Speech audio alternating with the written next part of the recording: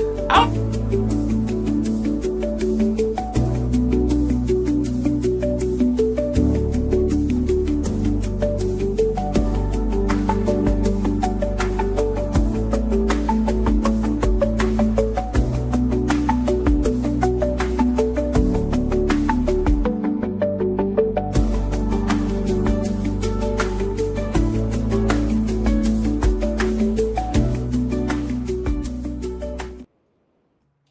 good morning, good morning, good morning. Welcome.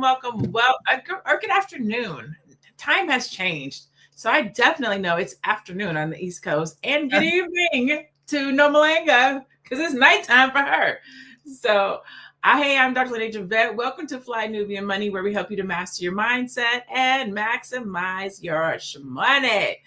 Today we're talking about Hanifa founder, Anifa, and I'm going to completely ruin her last name. I think it's Mvuemba, and the pressure that comes with being a Black woman running a public brand. After backlash over shipping delays from a major sale, she announced that the brand is pressing pause. In her statement, she acknowledged that timeline shifted and that customers should have been updated sooner.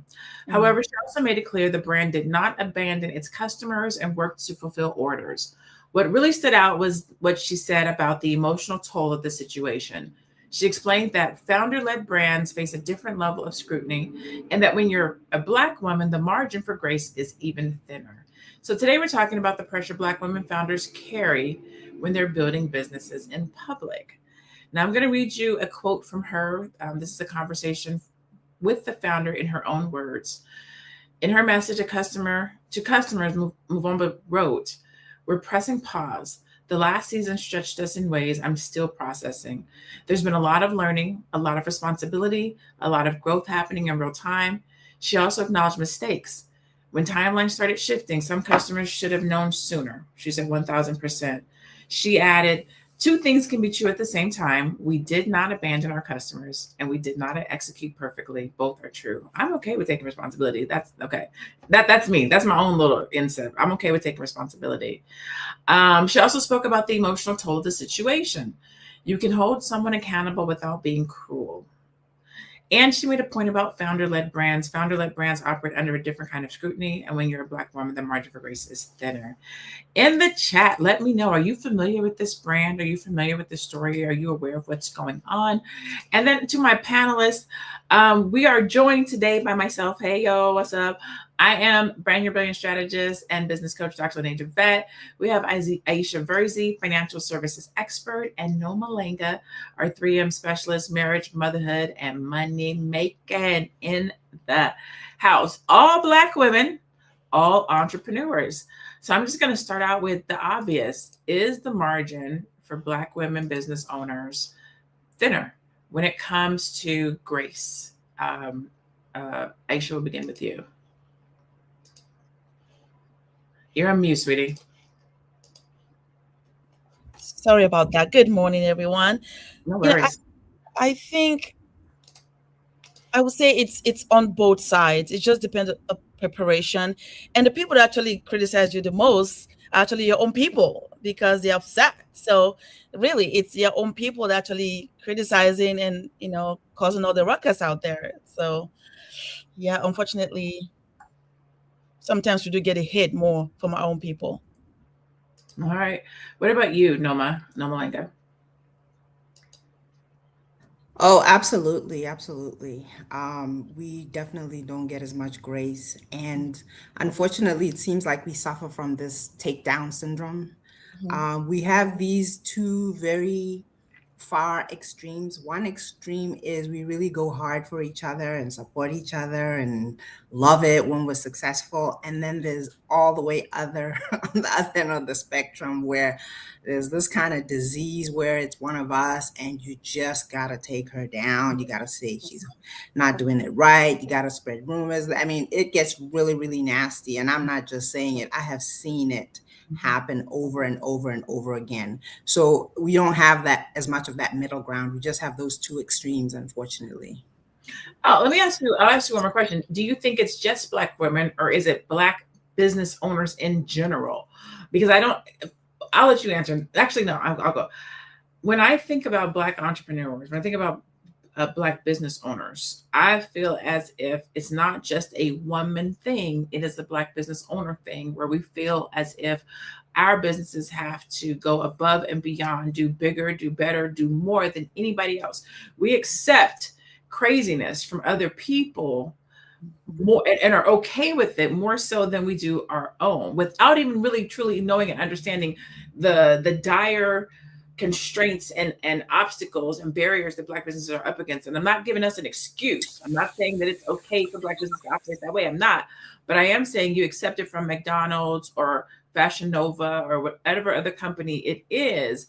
And then when it's us, it's like, I knew a Black business was going to operate that way. That's why I'm saying businesses, when it could just be, hey, let me give this business some grace, because the reality is we have to jump through more hoops than other businesses. So do you think that it is a Black woman issue or a Black entrepreneur issue? Aisha, I'll start with you.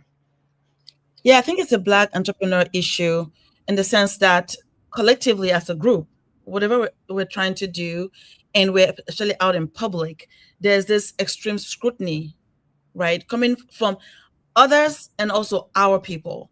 And then there's also a preconceived notion that we know what to expect automatically, just because it's a Black establishment. If I go there, there's probably not going to be good customer service. They're probably not going to do ABC. So you're already going with a preconceived notion. So when you go there, that's what you find, because that's what you're looking for. And then of course, now you go out and explode and make it more than it is. Like you say, so true. If you go other places, you just back off and just wait and not say anything. But if it's a Black one, you start rolling your eyes and screaming at them and saying and start actually insulting them right there and there as well. I've seen it too, and I just walk away, because I think it's unfair that you go to an establishment that's owned by a Black person. You can tell that they're trying so hard, and then you come with a preconceived notion, and then you're yelling at them, and they also get upset because you're being unreasonable, right? So I think to your point, when you walk in with the preconceived notion, like you're already expecting something, so when it happens, you're like, I knew it. And or you're looking at it from a microscopic point of view. So anything and everything is like, there it is, there, I knew it, right? Yep. Nomalanga, what about you? Yeah, it's definitely not just women, it's men and women, but I do think it's a little more severe with the women, because I've seen it get really nasty to the point where some people had to close their businesses down, take breaks. And it was because the business was tough. It was because the normal cycle of entrepreneurship is it's up and down, you win some, you lose some, and all of that. But sometimes the burden actually comes down to, I just can't do this. I cannot serve my people, unfortunately, and I have to back away. They'll get a job or something, or start a new market or something. I've seen it too often to say anything else. All right, cool. Let's go to our video. Let's look at our first video, and then we're going to keep having this conversation. We'll dive deeper. But because they don't have the money to make the product upfront. If you are going into Black Friday and you don't have inventory and you need to make money for the biggest season of the year, you offer pre-orders and you hope you can make the product with the money that comes in. I feel like this is becoming a PSA, especially small Black-owned businesses lack funding account. And that's not my intention. But every time an issue like the one with Hanifa comes up, we paint the entrepreneur out to be this huge villain, when really they're just doing what they need to do in order to possibly save their business. And mind you, yes, it's a risky decision, but most of the time it works. I've been in that position. Like most of my business model for a very long time, because I did not have the funding to run the business, was to sell the product. I had in-house production, made the product. A couple days later, it goes out the door. That's not the same as selling a product and ordering it from China and hoping it comes in the 8 weeks they promised you. But at the same time, this is literally, if you want to run a business and you don't have funding and it's e-commerce, this is one way that people use to bring in revenue. Now, are customers right to be frustrated, upset? Yes, it sucks when you spend money on something and you don't get what you pay for. But sometimes you interact with businesses and it doesn't go as planned. File a complaint, file a dispute, get your money back, and move on. But all of these pile-on videos painting that particular entrepreneur to be this demon who like stole your money and ran off to Tahiti or something. No, the lady just had a baby. She is right now pausing her life's work. Imagine what that must feel like. And every time she comes online to hear someone saying something bad about her, it's hard. So, do you what do you guys think about that video? Nomalanga, I'll start with you. So it definitely explains what happened because I wasn't really understanding what happened. And yeah, that is a business model, even not just for small entrepreneurs, even big entrepreneurs. They literally wait for you to put in the orders before they order what you ordered. So she must have just been unfortunate. And then again, when you don't have the funding or the cushioning, it may just go worse than what you imagined. She did say something about her having a baby, so it sounds like she had a series of life events that also were weighing heavy on her. I mean, my particular business model is I'm very, very particular about the clients that I take on, and they are usually moms like me. They're usually married and they're operating a home business. So we do give each other grace in terms of showing up on time, in terms of delivering and so forth. And we have that understanding. If I even get a whiff of somebody who's demanding and expects things like what they would get at corporate or whatever, I typically refund and say no thank you, because it means you're not really fitting into our tribe, right? So she may just have too broad of a customer base where they don't give her grace, or she didn't set up her customer base's expectations. I tell people, I always say, look, I'm not professional. I'm a mom at home. I offer good service. I offer good this, a good that. If it helps you, great. This is how much it is. If you feel like it doesn't help you, I'm happy to I really am that person who will give you your money back quickly because I don't want the stress. So I set up the expectations for my business model. And for things like sales or whatever, you have to have an assistant. You do have to have something that you're, it's not just you. And it's not contingent on just you. There are things that I know down the line I'll have to even get more people to outsource to, because it shouldn't depend on me. So I can see both sides where I think she may have, you're pregnant for 9 months, so you should be able to plan for when you're not as available as obviously when you're not having a newborn baby. But then at the same time, I think you should have a customer base where they understand, where you set up the right expectations. I mean, I think that is a good point. I believe before we were online, our executive producer was talking about her brand blew up during COVID, right? So during COVID, people are online, they're shopping, they come across her, they find her. So I don't know how strategic that was, right? A lot of different companies and businesses and brands and people, because everybody's online, blew up. We blow up unexpectedly, right? You're probably just going along doing your business, working your business, and then COVID hits. People are inside, people are shopping. Boom, we see you, we like you, we want to support you. I heard her products were really good. I heard her quality was really good, and things of that nature. And so out of nowhere, you become this brand of choice and preference. And most likely you don't have the proper infrastructure in place if you were going along just minding your business, right? And so when it hits, and your infrastructure or the supply and the demand changes, I think that's where the expectation has to change and communication becomes important, right? Thank you so much. I love you. Thank you so much. I appreciate you for supporting me. We've had an immense and massive increase due to your support. I need some time, right? Production is going to change. The speed with which I can get this to you is going to be a little bit different. I know you placed your order here. This is when I can get it to you.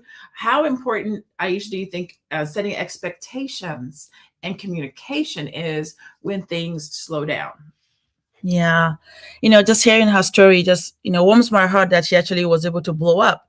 But unfortunately, sometimes your hobby, like you say, blow up all of a sudden and you're not prepared. The infrastructure is not in place to handle the demand coming through. But then because you think, oh, I can do this, and you take it on. knowing that you have to have the infrastructure in place.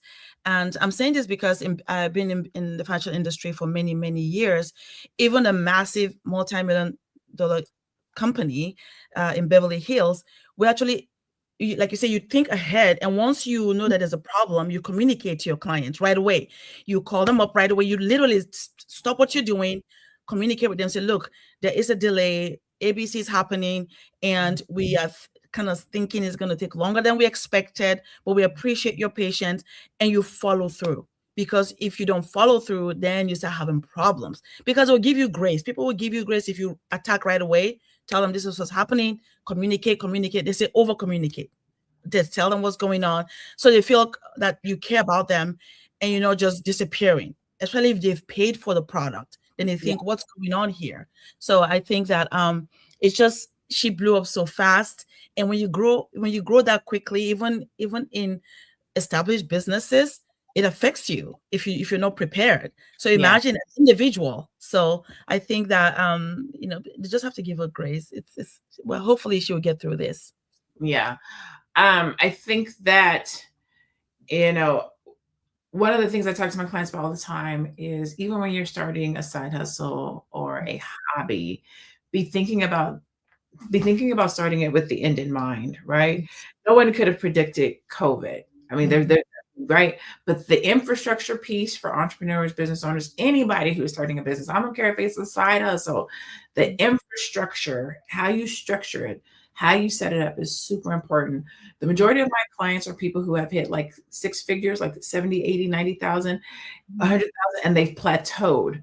Because I'm not going to say it's easy to get to six figures, but I'm going to say you can look around and hit six figures, but you can't grow and scale if you don't have your infrastructure in place. And so that's where we find people start stalling out at about 100,000, or they start having supply chain issues, or they start having infrastructure issues, or I can't get the product out, or I'm not marketing right, because there's no foundation, there's no infrastructure. So that's super important. Let's go to our next video.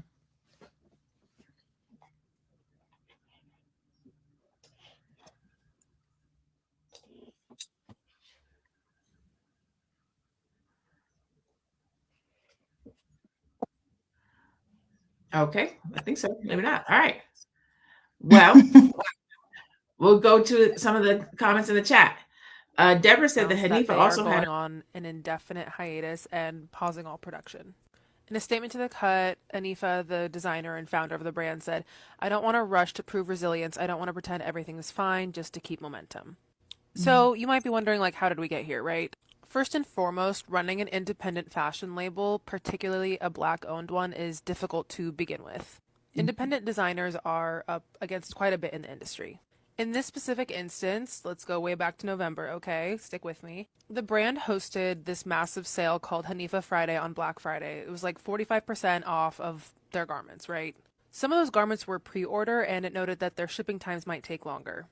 What ended up happening was, apparently, according to Anifa, delays in manufacturing led to delays in shipping, and what was supposed to be weeks turned into months, and January and February rolled around, and some of the customers had not received their orders yet. Anifa says she sent out some communication to customers, but some of it came out too late, according to her. What ended up happening was kind of this massive discourse machine.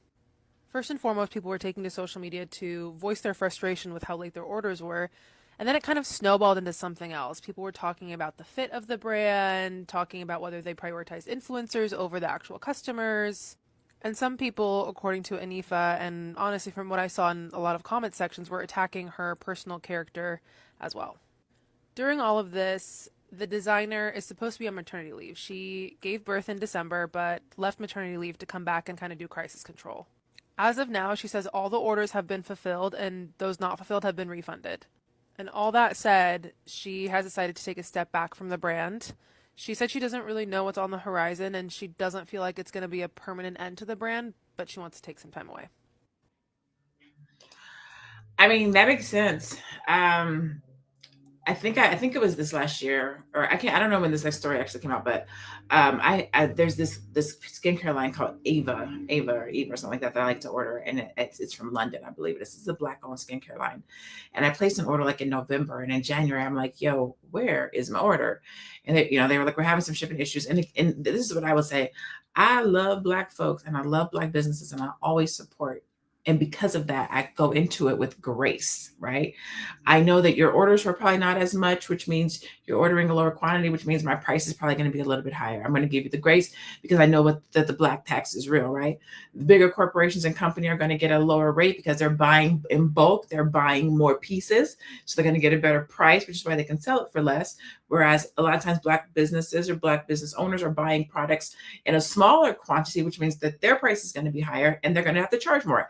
I get that. I understand that. I'm prepared to do that to support the business. All I ask in return is just a little, little reciprocity. Hey, we had a shipping issue, a manufacturing issue. Your product is going to be late. My apologies. It's looking like it's going to be this date. I will let you know when things change. I'm okay with that, right?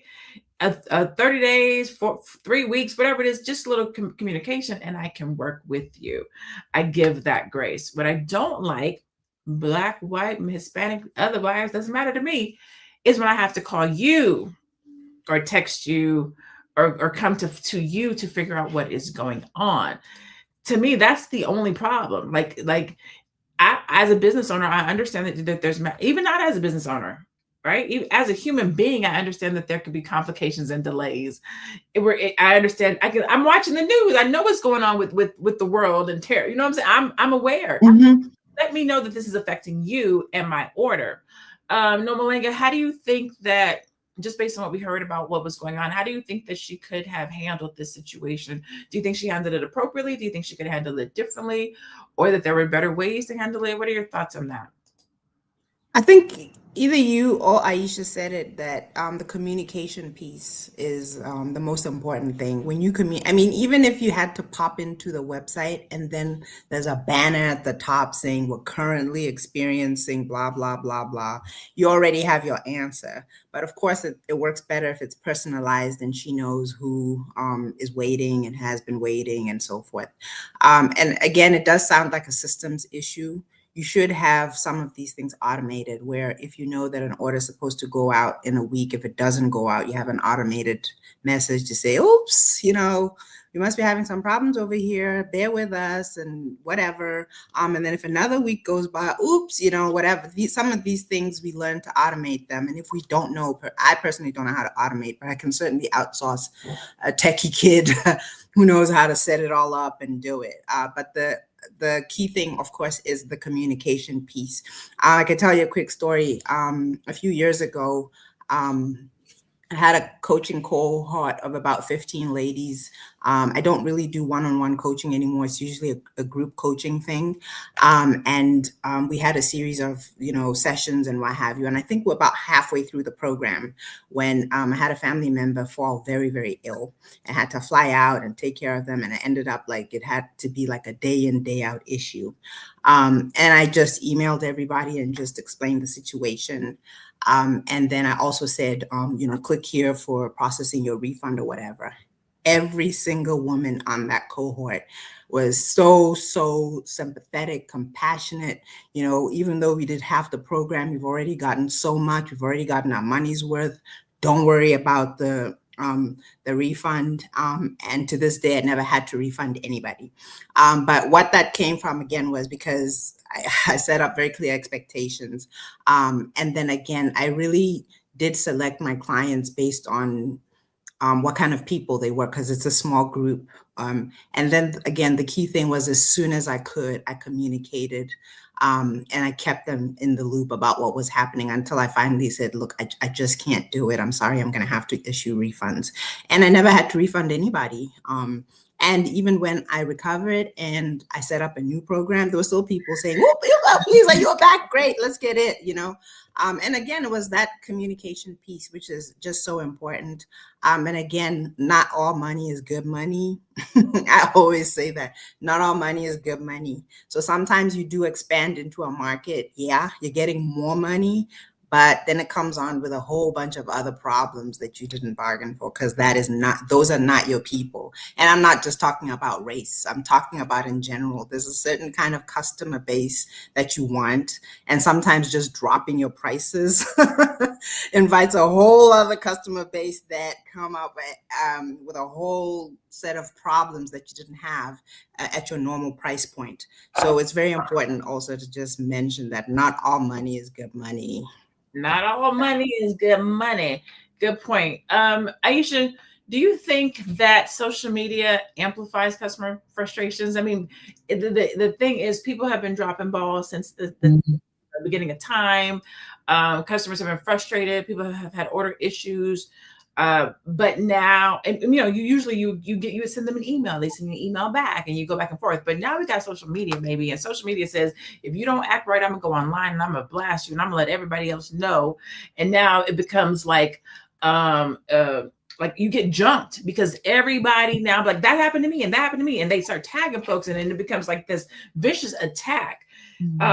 Publicly, where everybody's jumping on it. And 2 years ago, this happened to me, and you know what I'm saying? Like it just starts rearing this ugly, like this jump on and attack person.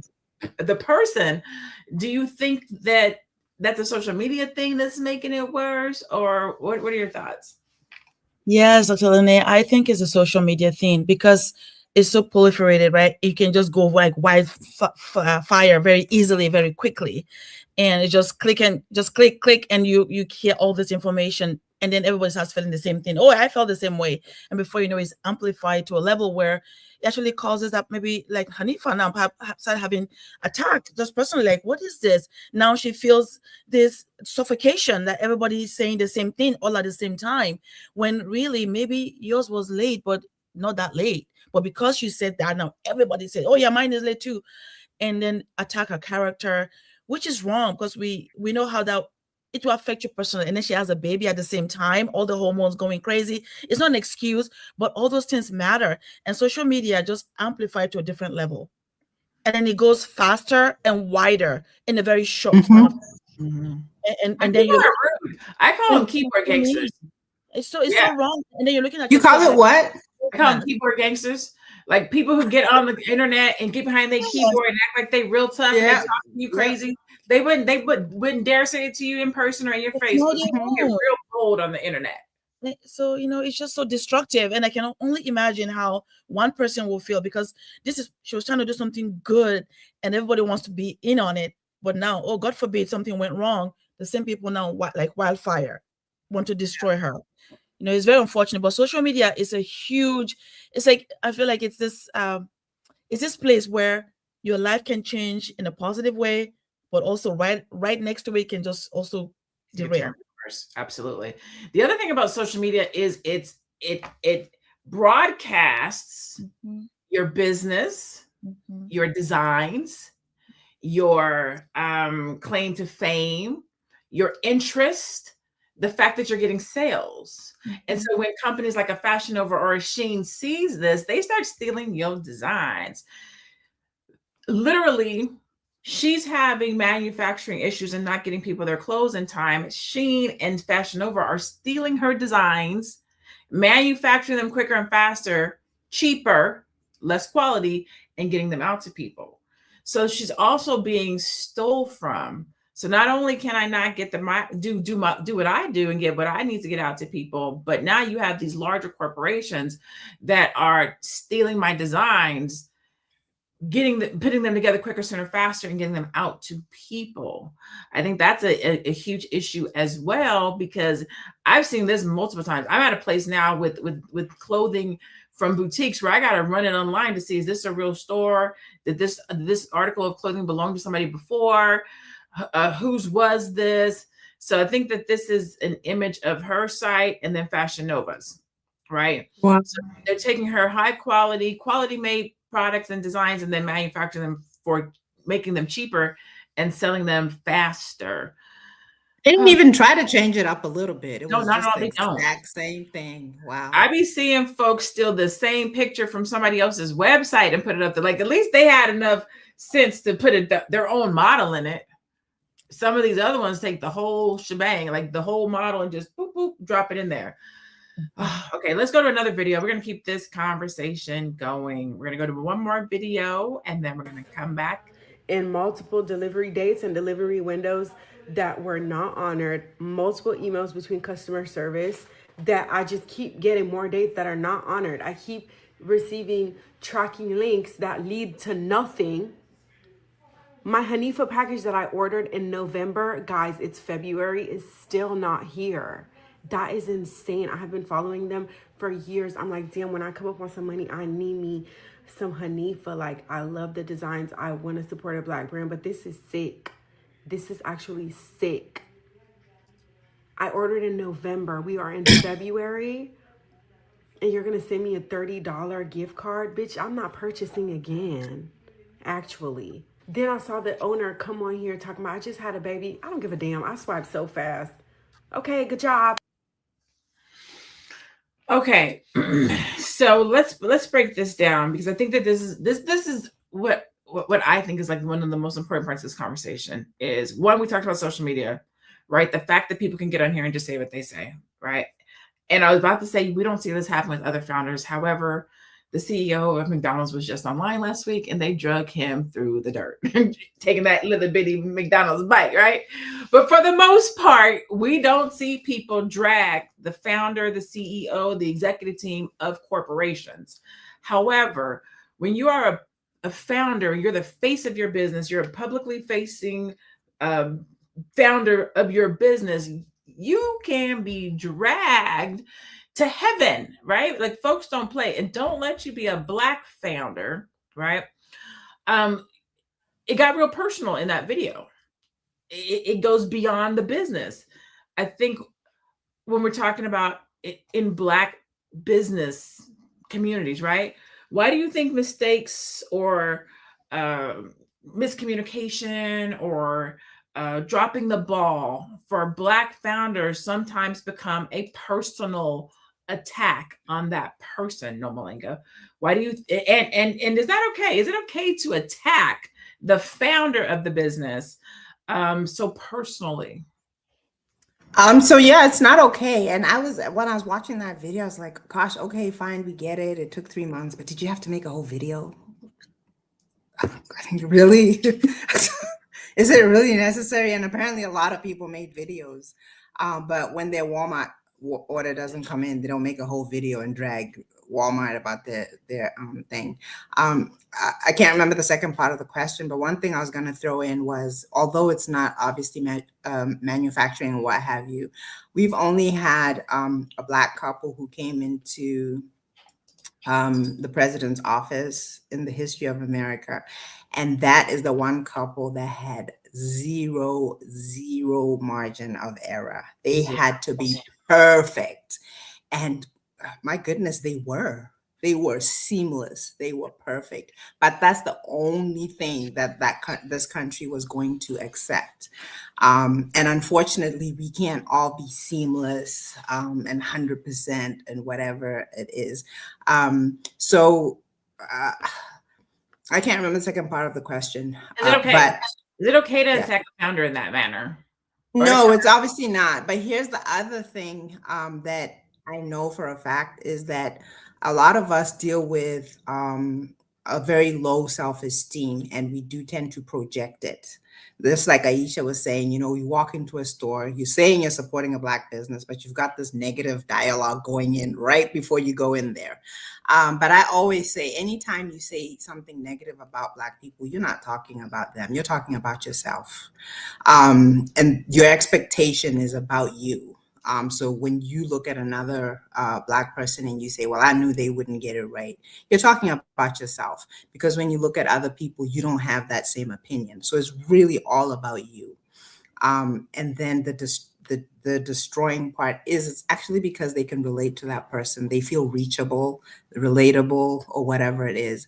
Whereas these other big companies, those people are like far away. We can't relate to them. We don't know them and any of that. So we can't even talk about their children or anything like that, because we don't even know them, you know? Yeah. So that's part of it. And the last thing I will say is I am now at a stage where I build businesses anonymously, not see my face, if I can. And it started out as an experiment to see, like, okay, if I capitalize on my brand and people who know me, and if I build something where it's just a company and nobody knows whose it is and what have you, what will happen? I do find there's less stress when your face is just not there, and they're not able to attack you, and they're not able. You just don't have the typical thing. And also you can expand your market much more, because when people see a black face, they assume that only black people want to buy there, or that the products you're making are only for black people. But if you're making toilet paper, everybody uses toilet paper, or whatever. There's some products that are just generic. And even though it's a black person, you want to support a black business, anybody can buy it. When you do real estate, an apartment's an apartment, as long as it's in a decent neighborhood, nobody cares if it's a black person or whoever owning it, and your face doesn't need to be on it. So that's some of the things that we have to balance. You brought up a good point about the Obamas, right?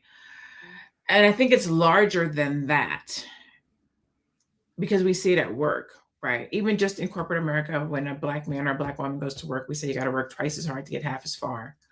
We see it in just life, right? We always think that the ice is colder in other communities than it is in ours. Like we see it in relationships. Like it's just this cyclical thing that we have in our community that says we have to do more. We have to show up better. We have to show up more. We expect more from us in our business and our presentation. Like all of it becomes more, right?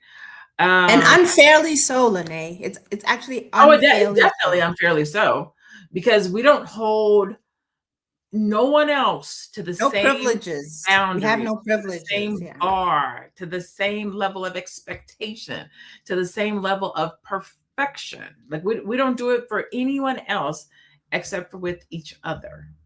Literally, that's it. I think we have another video, Aisha, and then I'm going to come to you after we do this next video. I'll come to you and get your question.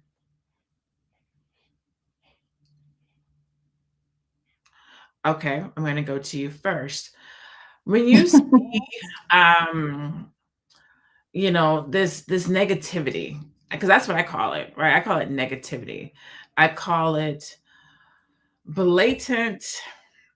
I don't want to say self-hate, because I don't think people recognize or realize. I think it is. I mean, I know that that's what it is, but if you talk to somebody who does it, they would disagree. And maybe that's the question that I'm going to ask. How do we get people to understand and see, recognize, hear, take accountability that this is what's happening, that it's self-hate when you walk into an organization or a business that looks like you and expect more, not the same. Like if you walk into a business and it's a business, you should expect certain privileges, certain benefits, certain expectations and responsibilities. You should have those, right? Mm-hmm. It's the more, it's the and some that we do when we go into Black businesses. How do we fix that? Like, what do we do to take that out of how we operate when we're doing business with each other? Yeah, that's a great question. And I think it's unfair. Like I like what Nomalanga said. It's just when you go anywhere with a negativity, or you already have preconceived notion about everything, it's a reflection on you.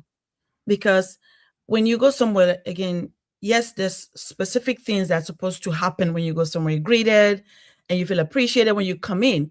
But this extra, what does that come from? Is it because you already think that, because the person looks a certain way, you're demanding that they should do this for you?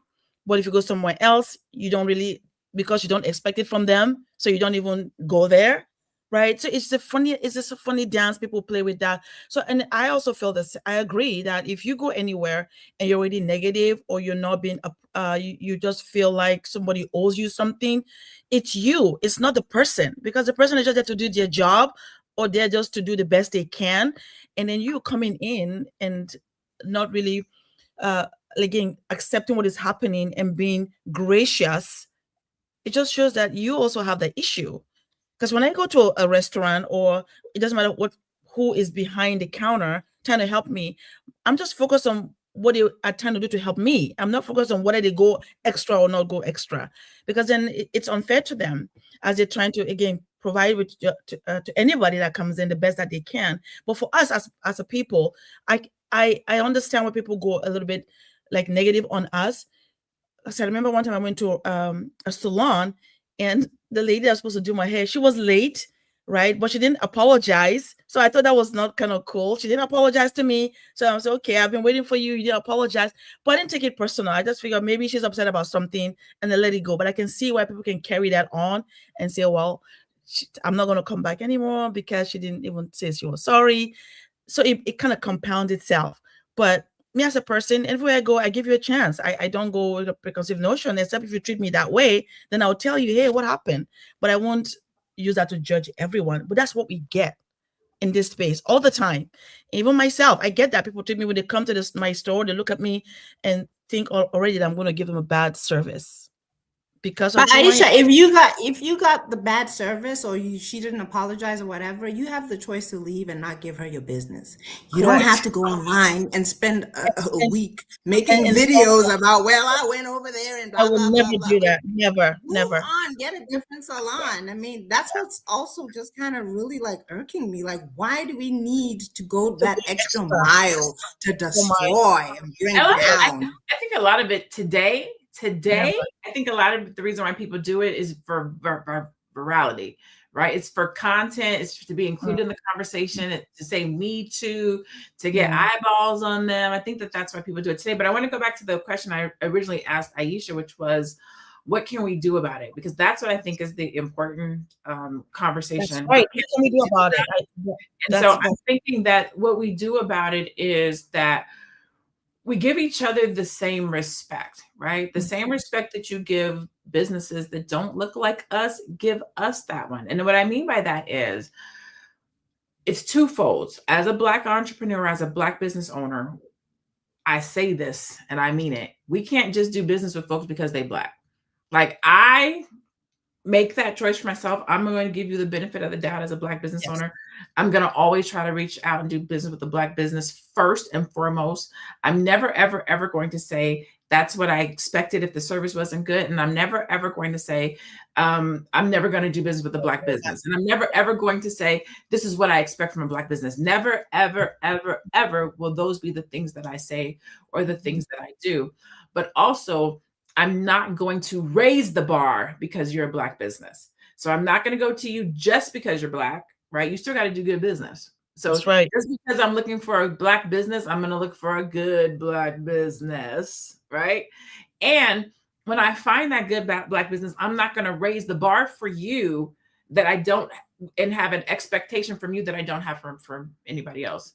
Matter of fact, I'm going to give you more grace than I would anybody else, because I know and I understand what you're dealing with and what you're going through, especially if you're operating in our community, right? I'm going to give you more grace. I'm not going to take the grace from you and then minus it and say, now, put your hand behind your back and do all the work. No, I'm going to say, hey, you got two hands, and I'm going to give you grace for that third one that you don't have. So I think that is some of the things that we can do. Still do business in the Black community, find good businesses, because there's good businesses in our community, just like there are bad businesses in our community, but that's every community, not just ours, right? Yes. All right, so I think we're ready for our next Can video. I ask something real quick, Dr. LaNée? I'm so glad you remembered that final question. Is there is a Black word people that are continuously searching for excuses on why not to support Black businesses. And the conversation around Hanifa this week proves it. Every time a Black brand reaches a certain level, all of a sudden the standards become Olympic. Now we need perfect customer service, perfect pricing, perfect shipping, perfect fitting, perfect everything, or else we're not worthy. And the truth is, some of you are holding Black brands to standards you don't even hold billion-dollar companies to. Mind you, and these same people will go to a luxury boutique, be ignored, discriminated against, and still post an unboxing. Listen, criticism is normal, but some of you are not critiquing. You're waiting for a Black brand to mess up so you can feel justified in not supporting it, because you never wanted to in the first place. And to take it a step further, then you get online and slander it saying, this is why I never support Black businesses. You shopped for your own personal selfish gain because you liked it, but you were never really down with the movement or progress. And if we're being honest, that conversation has way more to do with mindset than it has to do with business. Yes. All right. I like what you're saying, and I am in agreement with her and it. Aisha, you're in the middle of saying something. There is a Jewish word that says called fargin. Fargin means the community. Like we talk about businesses in our community and how we support them. And he explained how the Jewish people make sure that even if a Jewish person messes up, like you say, if you make a mistake, I know it happens. Rather than go and blast it on social media, people that look like you blasting your business, rather they'll actually find a good time to actually encourage you that, hey, and this, when you did this for me, this is what happened. I hope that you learn from, they'll tell you privately to help you grow so that you can do better. They don't go blasting it, tell the other neighbor. They don't do that. They make sure that they support that business owner to improve, because like you say, when you go to, you have expectation as well. You're paying, you want an experience, but at the same time, if they have a blind spot that you experience, you help them to be better. You don't go out there and blast and bring them down. I just want to share that. Yeah, no, I think that's important. I think we have to understand the difference between criticism and feedback, right? I always try to give feedback. And sometimes, even if it's negative, I'll give feedback. I usually give positive feedback, but sometimes I feel like, okay, I can't let this go. I got to give feedback. And I always try not to criticize, but I do want to tell somebody something that I saw or something that I experienced so that they can self-correct for the next time or the next person. And usually if I give you feedback that's negative and you accept it, I'm going to come back to your establishment. I'm going to come back to your business. You took it, and hopefully have a better experience. But I'm never going to take one bad chance and be like, oh, I'm never going there. Usually I'll go back. And if you do it 2 times, I'm like, okay, this is a pattern with you, right? But I think that that's important, that we give our businesses a chance, a second chance, sometimes even a third. It just that's up to you and your tolerance for how you want to spend your money and how you want to be respected and things of that nature. I can't tell nobody how to spend their money, but me personally, I feel like I'm going to always give a Black business a second chance, a third chance. And I'm never going to blast all Black businesses for the one that you came across that was not good, because I believe that there's more good businesses out there in our community than there are bad. And I'm also going to look at the situation. If she had ran off with folks' money, and you know what I'm saying, like just snatched the purse bag and was out. Okay, if you're having manufacturing issues, you're doing things across the continent, those are operation issues. They're out of your control. Just communicate that with me and let me know. Now, our executive producer was saying some things were like a year late, things of that nature. At that point, refund, right? Do not hold somebody's money or package hostage for a year. Once you know that it's been for me, if it gets to be 60 days and you don't have your product, I'm probably going to give you a refund. Right? Like there should just be some operational standards or some things around your infrastructure and how you want to treat your clients and customers that says, I'm not going to hold on to this for a year. But again, operational practices, what do you think, Nomalanga, when it comes to, and we're getting close to our time, what do you think about operations with regards to sending out products, packages, and how customer service can help minimize disdainment, frustration, people going to social media? And even that, I probably would have even put on social media, hey, there are people who go to social media first to say, hey, we're having these issues. This is what's going on. This is where you should have received an email, right? But what are your thoughts? Definitely, yeah. I'm a big fan of, I've always operated as a solopreneur, like it's just me, but I have so many independent contractors and I outsource so much. And that's something that you could literally outsource.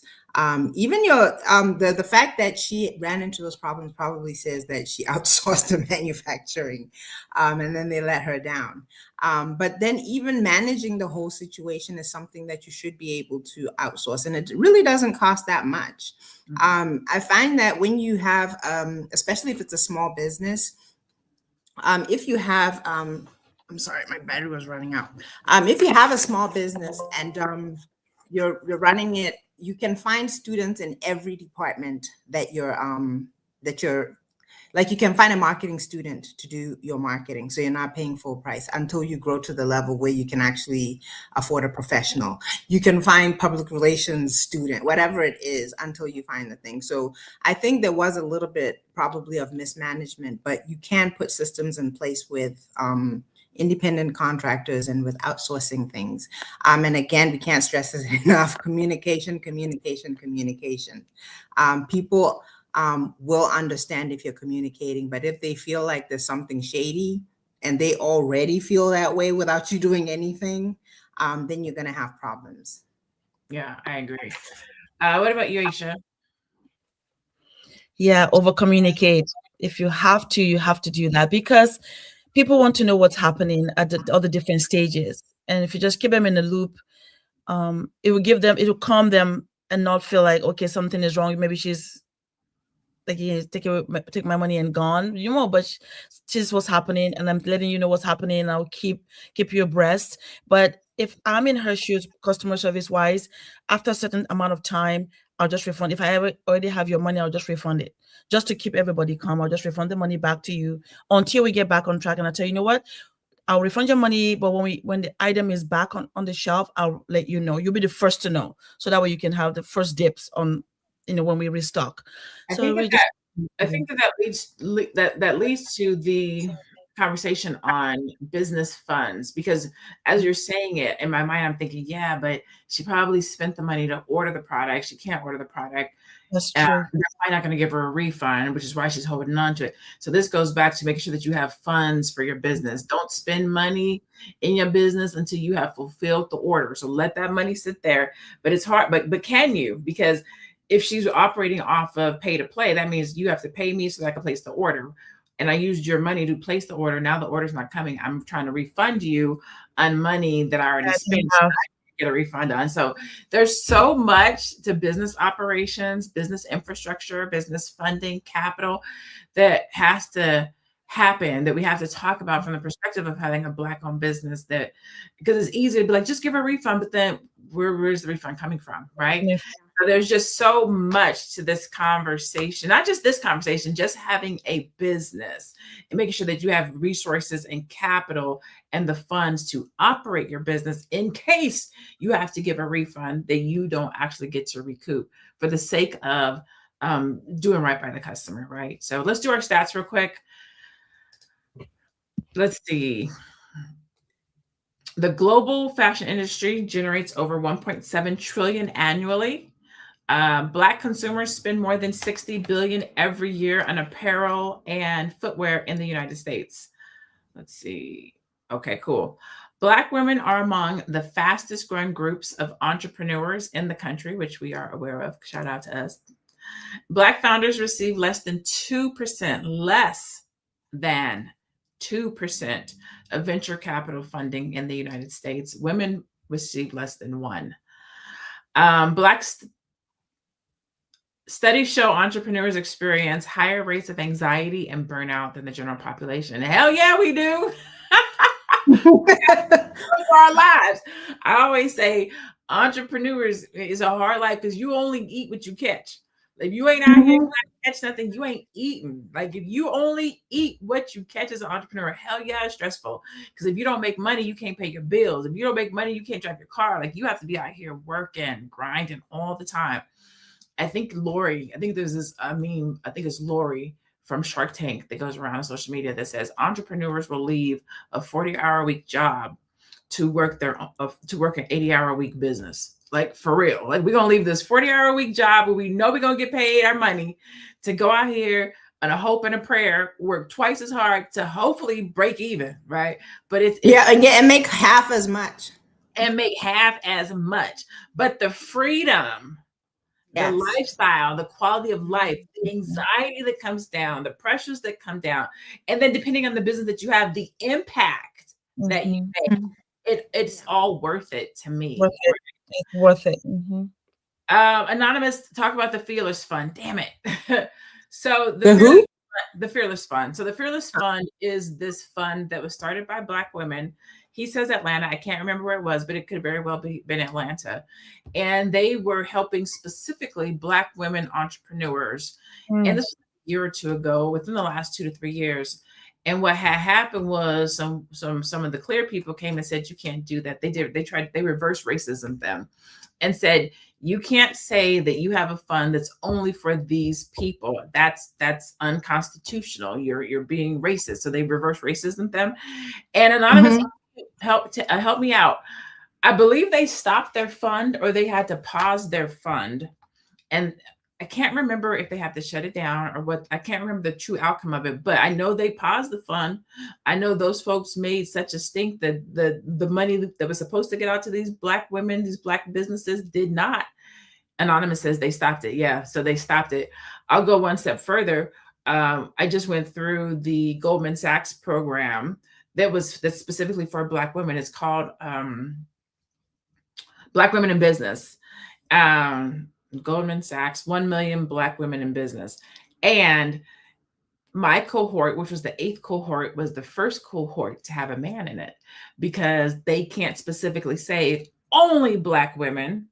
They can say our target is, they could say this is who we want to help, but you cannot just say Black women because it's discriminating to others. So a lot of these languages are starting to change for the sake of reverse racism to say you can't only invest in Black women, you have to invest in, so yeah. So there's that. All right. Final thoughts. Let me see. I want to make it impactful. What advice would you give to a Black entrepreneur? It doesn't have to be a Black woman entrepreneur, but let's say a Black entrepreneur. I will hit the Women's History Month fact. I will. What advice would you give to a Black entrepreneur who's looking to start a business today? I'll start with you, Nomalanga. You're on pause if you're getting ready. Mute. Yeah, that's a tough one. Just one thing. What's one thing you would give them? One piece of advice. I would say if you have a job, keep your job for as long as you can while you're running your business on the side so that your job can help cushion you. Because statistically, a lot of our businesses go out of business because of cash flow issues, because we're, again, the ones that are the least funded or just generally not funded. So cash flow is king, regardless of race, regardless of everybody. So keep your job if you have a job. And let your job be the cushion so that it finances and catches a few things until you've really, really stabilized and you've put away enough for 2 years of living expenses. And you can project that if sales went down, you'd be okay for at least a year. And I think, and there's more than one thing, I'll just ramble them because they're coming to me. I think a lot of times that one of the things that we do with businesses, we're so excited that we get impatient. And then you're quick to jump off your job and then you've jumped off a cliff. So if you have another good source of income, don't give it up. Do your best to, juggle it as long as you can while it finances your new baby until that baby is not really a baby anymore. Those are my last thoughts. So my name is Nomalanga. You can find me on Facebook under Nomalanga Gaborone. You can find me on Instagram as Ms. Nomalanga. And please do support our charity in Botswana.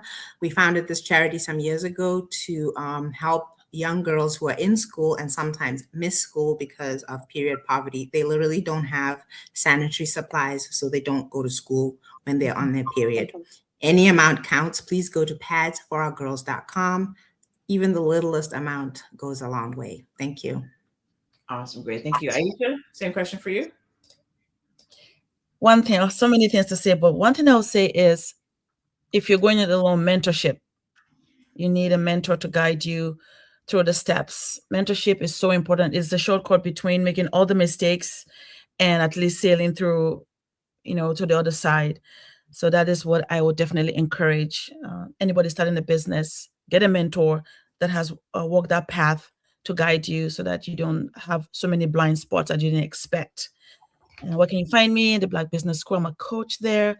And also www.aishaverzi.com. And tomorrow, Tara and I are going to be talking about insurance. So hopefully, actually on Thursday about insurance, see how they can protect you, whether it's a business or personally. So hopefully we'll see you there. Thank you. Awesome. All right. So for me, it's going to be real simple strategy. Like the one thing that I see with Black entrepreneurs and Black businesses time and time again, and it's not just us. Let me say that. It's not just us. I'm working with a $10 million company right now who got the $10 million with no strategy. Like, it's not just us. What happens is when you first start your business, you're trying to make money. So you go out to start the business, you're going to get the domain, you're going to start selling, and you're going to start doing all the things. But a lot of times we don't have business acumen. We don't know somebody that's doing business. We don't have a business coach. And so we just start doing our best. And if you do your best long enough, hopefully you're going to get a break. And when you get that break, your business is going to go into the next level. But if you don't have infrastructure, it's going to break. And it doesn't matter if it's breaking out 100,000, a million, or 10 million. If there is no strategy, if there is no infrastructure, if you do not know what you do, how you do it, who you serve, how you're going to get the manufacturing, what your business model is, if you don't know those things, there will come a point in time in your business where it's going to break. It's inevitable. It happens to everybody, not just Black businesses, Hispanic businesses, white businesses. It's just the law of nature. It's the law of science. If you don't have a strategy, and you don't know how your business is going to operate, it's going to break. That's literally the one piece of advice I could give somebody. It's the reason why I have a job, because I'm working with businesses all the time. And again, from 10,000 to 10 million, doesn't matter. There's going to come a time. So do it earlier. Do it as soon as possible, right? And so that's what I would say. That's what I would tell any entrepreneur, business owner getting started. Sit down and do your strategy. Figure out who you're going to serve and how you're going to serve them. I'm Dr. LaNée Javette. What do you know? I am a brilliant brand strategist. I help business, specifically Black-owned businesses, service-based businesses, to brand their brilliance and to create a business that helps you have insight and income. So you can reach me at thebrilliantstrategist.com. This is Women's History Month, okay? Our fact for today is fashion designer Zelda Wynn Valdez opened one of the first Black-owned fashion boutiques in New York City in the 1940s. She designed clothing for Josephine Baker, Eartha Kitt, and the Dorothy Dandridge, and later created the original Playboy bunny costume. I did not know that. Her work helped pave the way for Black women in the fashion industry long before diversity became part of the conversation. Shout out to Ms. Zelda Wynn Valdez. Oh, that's good. Ouch. As we leave, running a business in public means people will have opinions, especially when something goes wrong. Anifa acknowledged mistakes and took responsibility for what could have been handled better, but she also spoke honestly about how quickly criticism can become personal and how heavy that can feel when you are the face of the brand. Her message reminded a lot of people that businesses are run by human beings who are learning and growing in real time. It also raised the real point about the pressure of the Black women face as the founder and the owner of their business. Go out this week, you guys. Support women, support Black women, support Black entrepreneurs, support Black men, support Black people, right? And thank you for joining us here on Fly Nubian Money. I myself, Dr. LaNée Javette, Aisha Verzi, Nomalanga. Nomalanga. I'll have to let her say her own last name. But we appreciate you guys tuning in every Monday through Friday at 1:00 p.m. Eastern for Fly Nubian Money. You can see us here every week. If you missed us here, you can go back and watch the replay on YouTube or check us out on Spotify. If you'd like to get notified when we go live, you can text the word Queens, Queens, to 87948 and you will get notified. And to those of you that tune in and watch us every day, thank you so much for those of you in the chat who watch us religiously, who share, who subscribe, who talk back to us, or we appreciate you. Go out and have a blessed day. Stay Black and be one. We'll see you tomorrow.